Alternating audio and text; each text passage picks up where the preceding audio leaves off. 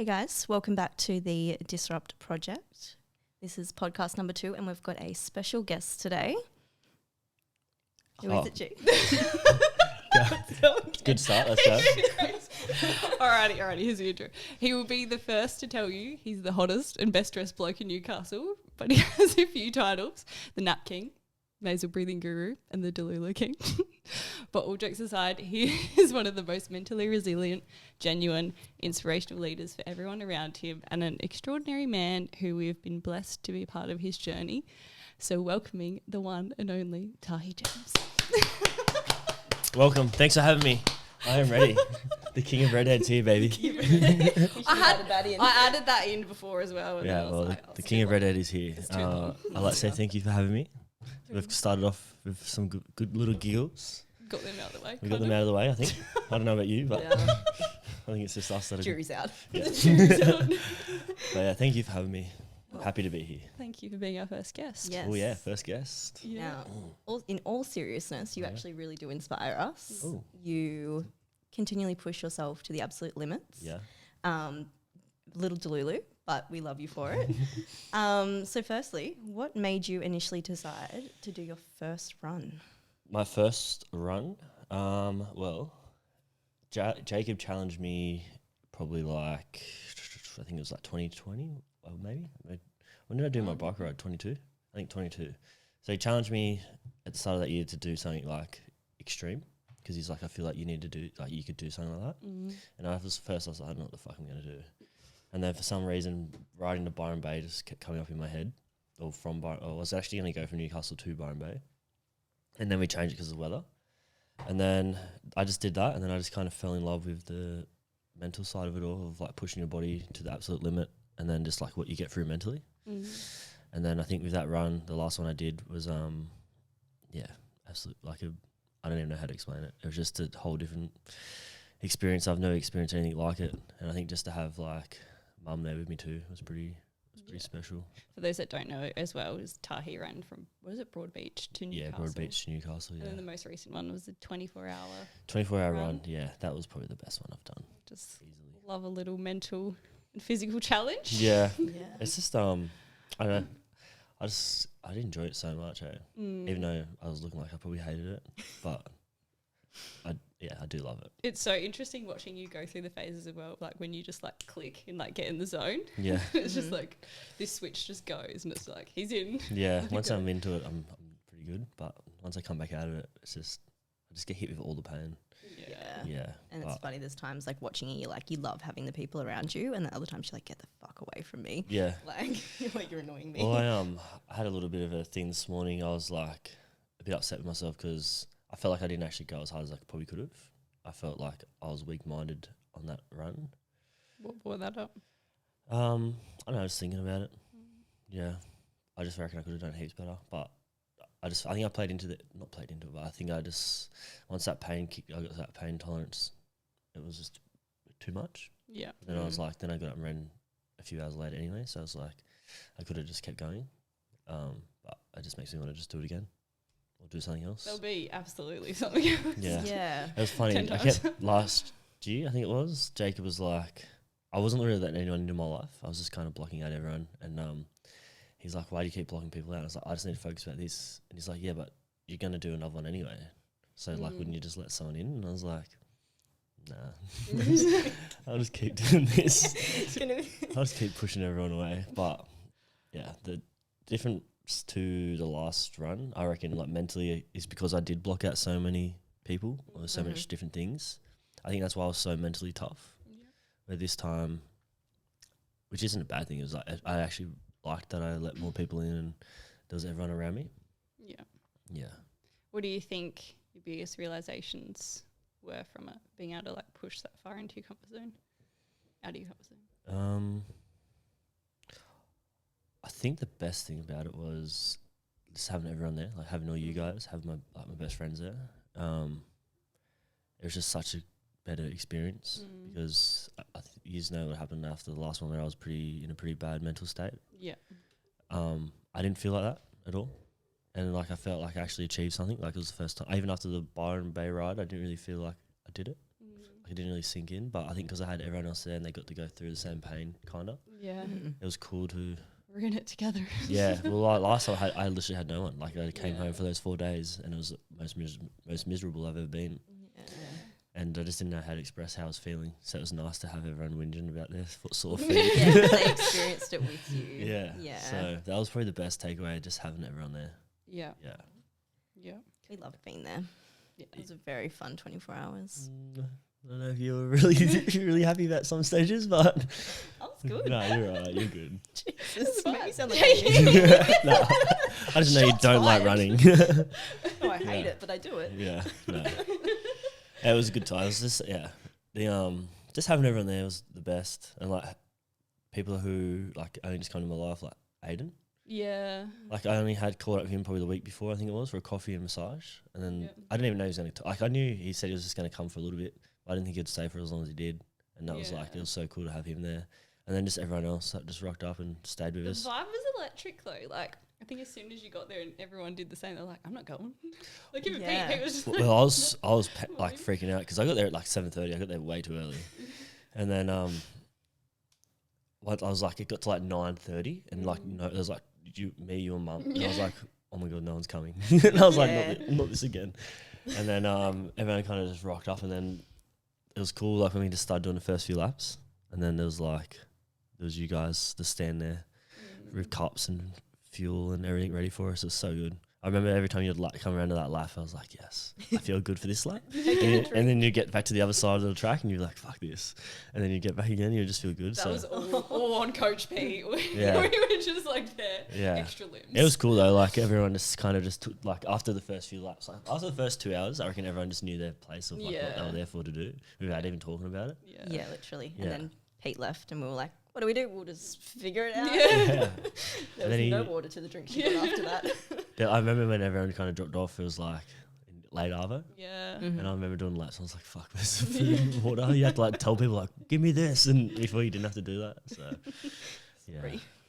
that's all right. It was just so you should be. No, I'm joking. Yeah. But yeah, it was definitely a heaps better experience. Even now, like after, like just how many people turned up who weren't even going to run but did. Yeah. Like all my cousins and stuff awesome who to see. weren't even were going to do like 4 laps. Like Ray, the father of Imogen. Yeah. Like he didn't stop that whole night. He just kept Yeah. He going. kept going. Yeah, and then Your mum? 2 a.m. yeah, my crew. mum was was fun. going crazy. Yeah. And then the coolest part was like 4:30 a.m. when like people just kept rocking up. Yeah. And then by like 7 there was like heaps of people. It Yeah. was so cool just to look around. And I was like, yeah, this is because I had to kind of make peace with not reaching the target that I wanted to Yeah. get. Yeah. And I think I did. Like I don't even know what time it was, but I remember just like getting a little bit emotional with myself because I realized I wasn't going to reach it. And then I just had to become peace. And then it was Jody Shields, one of my friend's dads. When he rocked up in the morning, he like just grabbed me by the face and was just like just talking to me a bit. And he's just like, don't even worry about like get out of your head. Like, because Yeah. look at how many people you brought together. And I was like, then I looked at Yeah. it from that way and I was like, yeah, I'm getting up. Yeah. Yeah. And then got back into it, and yeah, once I started doing those laps, it was just nice just to see everyone walking and running and cheering away, and it was good. It was sick. It was such a good experience. Do you feel more connected to like your family and friends now after it? Yeah, I reckon our little crew we got, is so good. It's mad that how we always just spread love to each other and do little wholesome things. Yeah, it's good. All the wholesome things. Yeah, I reckon. I think for all of us, we probably needed something like that. Yeah. Like- yeah. I think so. Yeah. I think a cool thing I took away from it, actually, that's a good way, like a sense of belonging. Yeah. I took away from it because like I've grown up in so many different friend groups my whole life. Like I've got like my close friends like Hayden and all that, and then to have like all you guys come in as well. It's like it's just cool. I think Like you that's- belong somewhere. Yeah, I massively noticed that as well. And just from moving like states as well, like you have all separate friendship groups, but just being able to like have a literal like family that's all like aligned, all on the same page. The cool thing it started was like everyone wanted to run with me, Yeah. and like at different times I was like, I can't run with everyone. Like this is too much. Yeah. Then we brought together our little run group. Yeah. And then like from that we were like kind of getting close, but like still just like like you guys obviously know each other, and then like there was like Sarah, and then like a couple others like Georgia and that, like who like don't really know each other too well. Yeah. But then like on that day, everyone just like come together as one. It was fucking so good. And then like even now, it's just like we always, once we do something, we got to Can't check get in rid of on each each other now. No, it's so 3 good. days together. Yeah. Okay, that's enough. Yeah. I need It's a break. I think like, and like a weird way to look at it too is like the only time you really spend that much time with someone is like on a bender, and like Yeah. That's so true. and like to do something like wholesome is what we did. Mm. It was so like I don't even know how to And you explain it. remember it. And I remember it. Yeah, exactly. Yeah. Well, I remember some parts. Some parts went a bit delusional, I think. Yeah, it's an entirely, I think like we were saying in the group chat after the run though, like it's an entirely different experience being able to go through something like that all together. It just brings you, like you're individually going through your own challenges, but you're also all going through it together. Yeah. And I think that's how I look at it. Like people ask me what was harder between the two runs. I think the bigger one was probably harder, just because I had to like go through it on my own. Even though Mum was there, but like she wasn't running, kind of thing. Yeah. But then I had to put heaps of emotions on hold because I didn't want Mum to get upset either, because I know she's only just starting to figure out herself as well. Yeah. So like, yeah, I definitely think all around the Queensland run was definitely harder. Yeah. That makes a lot of sense though. Like it went for what, 2 weeks? Yeah, 2 weeks. Yeah. Every day, backing it up. Yeah. And I'd still do it again. That's the weird thing. Like I just don't. I don't know when I'll get to a point and like not want to do anything. Maybe again. when your legs have to get amputated. Well, they're close. I reckon they're pretty bad at the moment. I felt really good for the last since after it. Like last week I was pretty shit, but then like this started this week I felt really good, and then today my knee started hurting a bit, and I was like, oh, not this again. It's like the same pain, but I just have to manage it and be back. You'll get there. What do you think you'd say to people who are against that like mental barrier of thinking they can't do, not like a run, but anything, like push past that resistance within themselves? Just do it. Like it's just that's as simple as it is. Yeah. Like I don't know. It's just everyone does hard things and they do it, but then like when they look at something else, they're like, oh no, I wouldn't even try it. But like you already do. Like life is hard. Like that's what I said. One of my mates did a marathon on the week, or like that 12K run thing. Oh yeah. And he was a bit nervous, and I said, "You've already done harder shit." And he's like, "What?" And I was like, "Life is harder than running. Like it's literally just an hour or 2 hours of your day to run, just sit through the pain. That's really not that bad." Yeah. And then like once you get through, like you just probably have noticed for yourselves is like when you do something hard physically, anything emotionally doesn't seem as hard. Yeah. Like you still like obviously it still hurts. Like some shit still hurts, but you just if you can be aware of yourself, you know that you've done this in the past, you can get through it.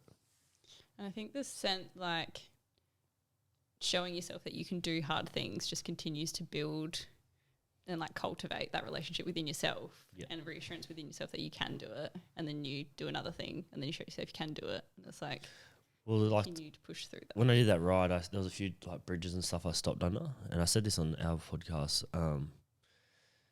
I went past the bridge running, and I remember just visually seeing myself laying down on the ground in so much pain, and in that time I would say to myself, like, I would ask the highest version of myself to take the pain, and I literally ran past that and I could fully see myself, and I was like fuck you. I was like, here's the highest version, and I just kept going, and then like every time I think of like a run or something I want to do, I already know I can do it, because I just think of that other stuff that I've done.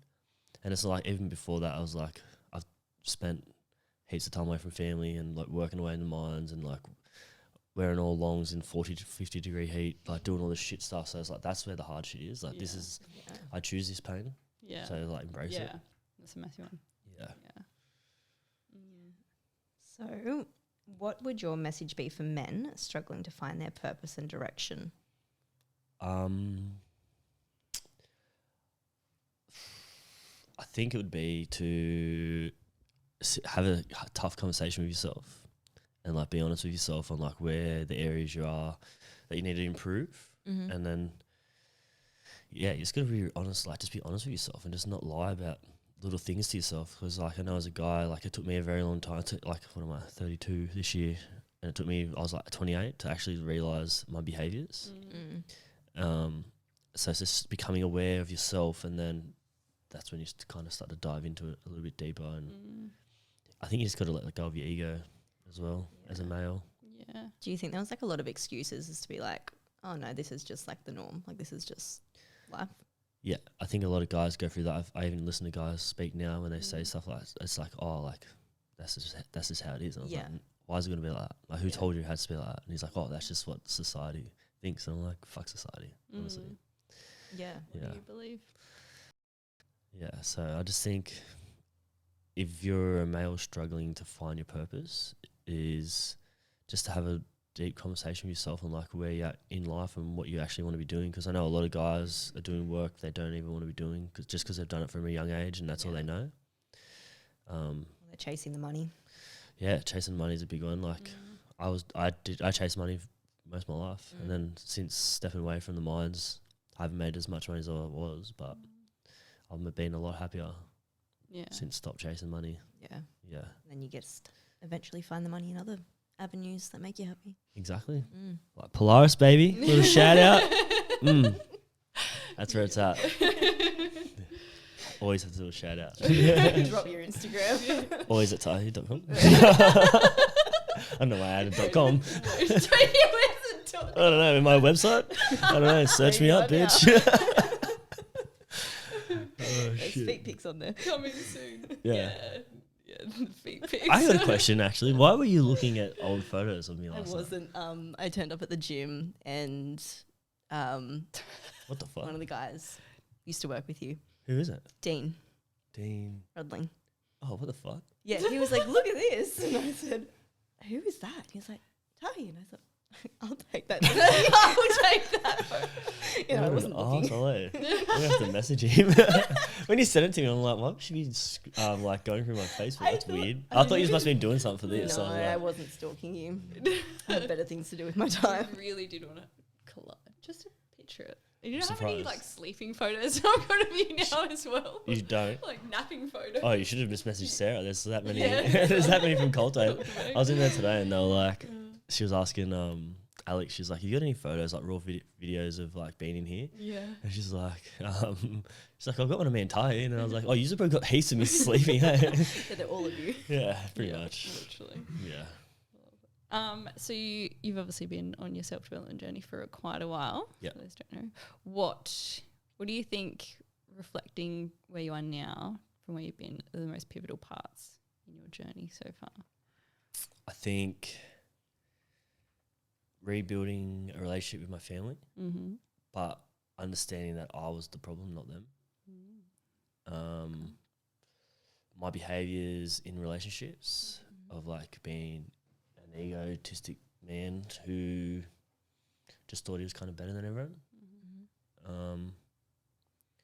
And then just like connecting to myself like on a whole different level. Like I never used, it's weird to explain how I used to be because I'm not really, like you guys didn't grow up with me. Yeah. So like the people like Hayden and Adriana, they kind of can see the growth properly because they've been there from like the start to like now, so they can see it.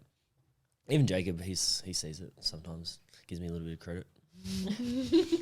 The egotistical. I was waiting for him to say something nice, but whatever. So hold it together.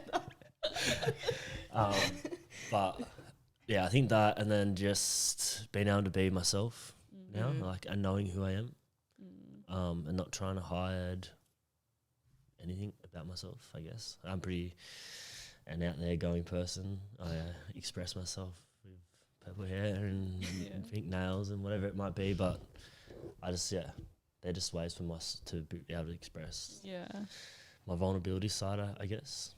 But yeah, I just think there's been probably a fair few pivotal points, but I think they're probably the top ones. Yeah. What's something that helped you learn to be more vulnerable? That man right over there. Yeah. Oh, we're gonna cry. You can cry. Yeah, no, Jacob for sure. Yeah. I think I'm gonna cry actually. Gotcha. Got him. He's crying too. Oh, We shit. need a group hug, guys. No, it was the moment I realized I could be vulnerable in front of other men was week 4 in the shift when I visualized my sister that passed away. Whew. And before that, I was still taking drugs and partying and doing all that type of stuff, and still being that egotistic man. And it was that call that switched everything. Yeah. And then I just learned into crying in front of people and opening up a lot more. And then it'd be because of Jacob that got me to that point. Do you think, and I think this is more for guys who are still in that position, if they're listening as well, but like, do you think it was as scary as what you thought it was going to be to open that No. door? Yeah. I guess I've kind of like, I don't know, like I hear a lot of guys like be scared to do this type of stuff. I think I was more scared of not doing anything Yeah. and being stuck in that life. Yeah. I think that scared me more than actually opening up. Yeah. And I think if a guy can understand that, like, I'm not calling out guys here, but like a lot of us, we just treat women like shit. We party too hard, and we get to a point in life at an older age, and then that's when you start to realize, like, fuck, I shouldn't be doing this type of stuff. Like, some people still get stuck in it, but yeah, I just think you just got to look at your life and just think, do you really want to be living the way you're living, or do you want to change? Yeah. Yeah. For a lot of men, like, they have to hit rock bottom or lose someone as well to actually realize that they need to change. Yeah. Or it's like, you can do it before that. You can, and I think when I did this, I wasn't in I was in a relationship which wasn't it wasn't a heaps bad relationship, but it wasn't until I got deeper into myself that I realized I was the problem. Yeah, and I just think I don't know, I'm gonna probably cry again. What was your question again? Now I'm going blank. I forgot what you said. It's just about vulnerability, but I think you tapped in on that. Okay, Yeah. sweet, thank God. I was going to ask you another question, but it will make you cry, so. No, you can ask it. Don't hold back. I've forgotten it. You forgot it. Oh, it was something like how did it feel realizing you were the problem? Pretty confronting. Yeah, very confronting actually. But I don't know. I just had to accept it. Like, look at all the stuff that I did in relationships. Like, not even just like with women, like with guys, like friendships and stuff, and like workplaces and stuff like that. Like, my behaviours, like growing up, were just so shit. And like even towards mum and stuff, like I used to speak to her pretty bad, and dad, and then it just kind of spiraled, and I kind of blamed everyone else for my own actions, and not actually realising that I'm the one that chose that path, not everyone that else. accountability is like one of the most pivotal parts of self-development, I think, and you can't work through those layers unless you're able to be that honest and accountable with yourself. Yeah. Because your whole outer world is a representation of you. So 100%. yeah. No, I was in the same boat. I didn't think I was as much of a problem as I was. You're a problem, I bro. am a problem. I'm joking. No, you're not. I'm not. I say it with respect, though. I'm aware. Just so the people at home, I'm saying this with love. I mean it with respect. Do better. Oh, yeah, that one. Do better. Yeah. That's why we love you. What was that? That's why we love you. Yeah. Oh, shit. Yeah. Lucky last question. Yeah. What's something you did to disrupt your norm? Kind of touched on it. Yeah, we kind of did a little Kind bit. of touched on it. Anything else? Like, do you mean like we like running, like that type of disruptive, or like? Anything. Disrupt your norm from like I feel like a lot of societal. I think a lot of things I do disrupt. They are really. Yeah. Yeah. The hair. Like the hair, like the Crocs, the painting Crocs, Painting the Crocs. like the pink nails. I'd like paint my nails and stuff. Like, I don't know. I think my best version of myself is when I'm vulnerable and when I'm in my feminine. And I actually had a bit of an argument at work today, and I was heaps in my ego, and I rang Jacob, and I said I'm just going to go home. Otherwise, if I come into this podcast the way I am, I'm not going to be the person they want me to be. So I just did an anger release, did some breath work, and then now I'm in my feminine, I guess. No, but I just feel soft. Like when I'm in a soft, calm area, I can just express myself a lot easier. I can speak a lot better. Yeah. Yeah. What's next for you then? I honestly don't know.